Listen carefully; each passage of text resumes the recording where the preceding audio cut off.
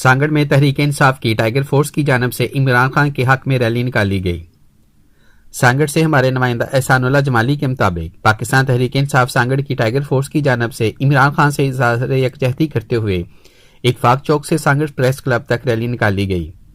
इस मौका पर पाकिस्तान तहरीक इंसाफ सिंध के रहनुमा मुश्ताक जनेजो ने प्रेस क्लब के बाहर मीडिया से बात करते हुए कहा, हिस्ट्री में इस तरह नहीं ललकारा गया जो हमने अमेरिका को ललकारा, बरतानिया को, जो आलमी मुदाखलत पाकिस्तान में होती तो आज उसका सर हमने नीचे कर दिया है। खुददार कौम बन के दिखाया। इमरान खान का जो आज फैसला है, पूरी कौम खुशियाँ मना रही है। और उन चोरों ने जिसने 30-30, 40-40 करोड़ में एक MNS को खरीदा, उनके इन्वेस्ट भी गए और उनको आज जो उनकी असेंबली में हालत थी आपके सबके सामने थी।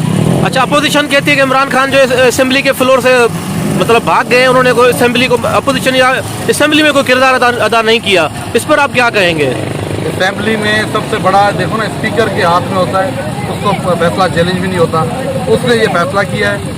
आर्टिकल 5 के तहत इन्होंने 7 तारीख को बरतानिया और अमेरिका का जो सफीर है उन्होंने खत लिखा, उसके तहत ये मुस्तरद हुई है।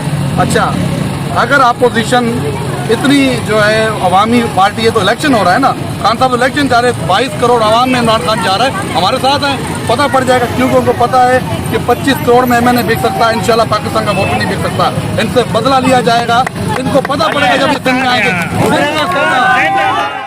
कि इमरान खान इस मुल्क का हीरो है और रहेगा। चोर लुटेरे नाकाम हो गए हैं। अपोजिशन का मखलू चेहरा आज पूरी दुनिया ने देख लिया है। इस मुल्क की हकीकी पार्टी पाकिस्तान तहरीक इंसाफ है।